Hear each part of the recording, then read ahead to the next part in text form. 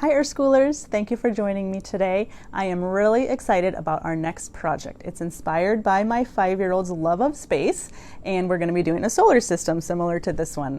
It's going to be a great opportunity to start using the single needle tool. We'll be using that for some detail work. Mainly we'll be using the multi-needle tool still as well.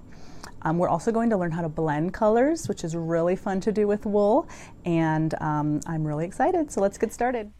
So we're doing the 8 big planets. If you want to include the minor planets and the dwarf planets, you can do that if you want to add Pluto, but we're just going to do the 8 big.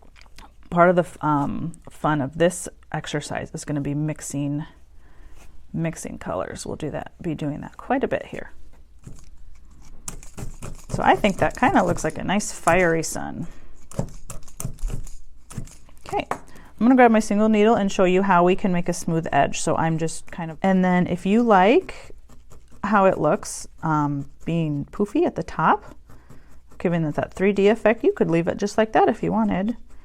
I'm going to poke mine down a little bit more, but it's all about what you like.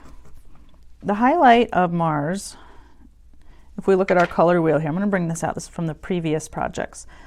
So if Mars is red, that's really good practice doing some really small detail work. Of course it has the great red spot, right? It's a huge storm like a hurricane that's been blowing for hundreds of years. It's wider than 3 Earths. It's super big. Okay, let's do the rings. I'm going to use white. I'm going to get not too much, pull it gently so I can just kind of spread it out. That's good practice for being able to get the wool where you want it to go.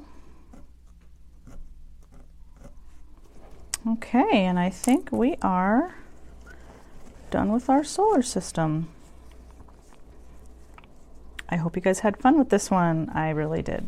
See you next time. Bye.